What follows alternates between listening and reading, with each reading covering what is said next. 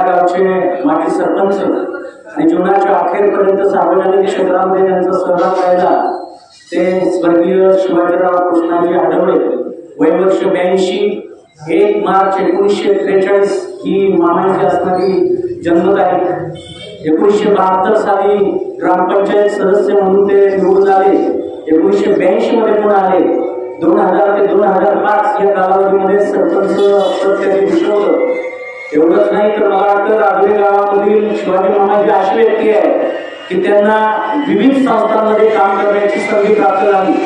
मग तालुका पातळीवर कृषी उत्पन्न बाजार समितीचे उपसभापती राहिले. उपसभापतीच्या काळामध्ये नारंगाव आणि ओतूर त्याचप्रमाणे आलापटा या ठिकाणच्या जागा खरेदी केल्या गेल्या, ज्यामध्ये आज मोठ्या प्रमाणावर बाजार भरतोय. त्यानंतर त्यांनी जनता विकास मंडळाचे अध्यक्ष म्हणून देखील काम केलेलं आहे. त्या काळामध्ये विज्ञान शाखा सुरू करावी 2010 मध्ये असं त्यांनी सुचवलं आणि सगळेजणांनी मामांना चुकीच काढलं की असं कसं शक्य आहे. त्यांना वाईट वाटलं आणि त्यांनी डोक्यावरची टोपी काढली. म्हणजे जोपर्यंत राजुरी गावामध्ये विज्ञान शाखा सुरू होत नाही तोपर्यंत मी डोक्यावर टोपी घालणार नाही. मामांनी केलेला हा पण पूर्ण करण्याचा सर्वांनी प्रयत्न केला आणि आज सांगायला आनंद वाटतो की या वर्षी इयत्ता 11वीचं विज्ञान विभागाचं ऍडमिशन आहे 85. काळाची पुढची पावलं जी आहे ती ओळखण्याची क्षमता काही माणसांमध्येच असते, ती मामांमध्ये होती. खालच्या चौकाला संभाजी चौक नाव असावं ही संकल्पना त्यांचीच. खालच्या चौकामधील संभाजी चौकामधील व्यापाऱ्यांना एकत्रित करून धडधडे संभाजीराजे गणेश मंडळाची स्थापना त्यांनी केली. ते दीर्घकाळ अध्यक्ष होते आणि एक चांगल्या प्रकारचं मंडळ म्हणून उपक्रम राबवणारं मंडळ म्हणून या मंडळाकडे पाहिलं जातं. विविध कार्यकारी सोसायटीमध्ये त्यांना काम करण्याची संधी मिळाली.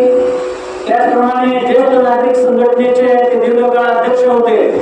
अध्यक्ष काळामध्ये विविध आरोग्य शिबिर, सहलीकरणांना किंवा ज्येष्ठांचे प्रॉब्लेम आहेत ते सरकार दरबारी मांडणं हे काम देखील त्यांनी केलं.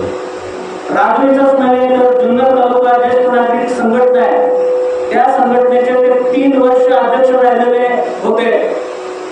नाउमेद किंवा नाराजी ही कधीही त्यांना शिवलेली नाही. त्यांचे एक वाक्य असायचं की हिंमत हारू नका आणि एकीने राहा. हाच मूलमंत्र त्यांनी आपल्या पुतण्यांना, मुलांना, नातेवाईकांना दिला. शेवटपर्यंत मामा हे मोटरसायकलवर फिरायचे, ते नातेवाईकांमध्ये फिरत राहायचे, आपल्या मिसेसला बरोबर द्यायचे. मुलांनी 4 व्हीलर गाडी घेतली, परंतु ती गाडी न वापरता ते कुठेही मला लांबमध्ये जावं लागतं आणि ठिकाणी थांबावं लागतं, ड्रायव्हर ते घेणं सोपं आहे का असं ते म्हणायचे. दुसरं एक राजकारणामध्ये दीर्घकाळ द्वेष जो आहे तो अलीकडच्या काळामध्ये आलेला आहे. मामाकडे तो कधीच पाहायला मिळाला नाही. एखाद्या गटाचं बाजू घेतली की ते स्पष्ट भूमिका ठेवायचे. निवडणुकीत मतदान होईपर्यंत खंबीरपणाने त्याच जागेवरती राहायचे. परंतु एकदा निवडणूक संपली की सगळे जण असणारे माझेच आहेत, सगळे गट तट पक्ष हे माझेच आहेत असं ते म्हणायचे. दुसरे ते म्हणायचे की राजुरी गाव हे मामा भाच्यांचं गाव आहे.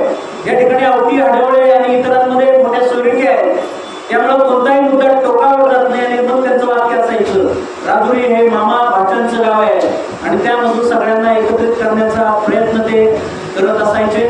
त्यांच्या बाबतीमध्ये कितीही बोललं तर कमी होईल, परंतु त्यांची भक्त कौटुंबिक माहिती देत असताना त्यांच्या पाठीमागे त्यांच्या पत्नी शांताबाई, मुलगा दिगंबर की जो दलाली क्षेत्रामध्ये काम करतोय, दुसरा कन्स्ट्रक्शन मध्ये काम करणारा आणि LIC मध्ये काम करणारा किशोर, त्याचप्रमाणे दिल्ली येथे आवटे कुटुंबियांमध्ये दिलेली त्यांची मुलगी कल्पनाताई. एकंदरीत त्यांना 2 भाऊ, एक लक्ष्मणराव आणि बाबूराव.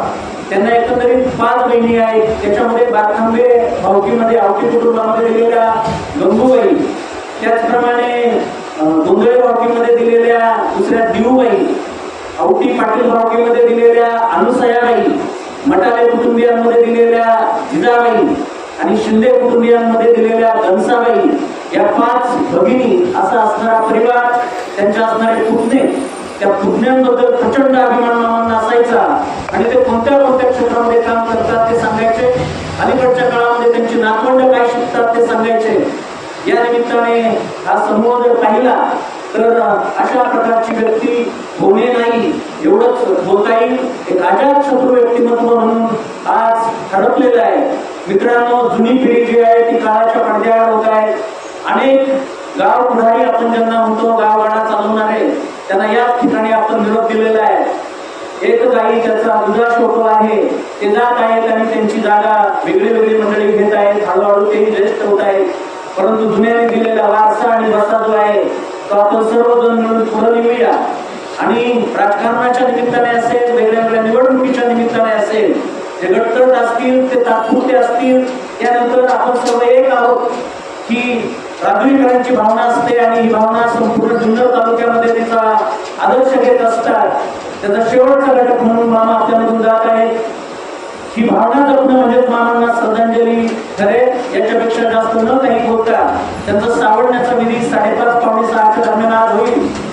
दशक्रिया विधी शनिवारी 10व्या दिवशी 6 जुलै या दिवशी होईल. याची सर्वांनी नोंद घ्यावी.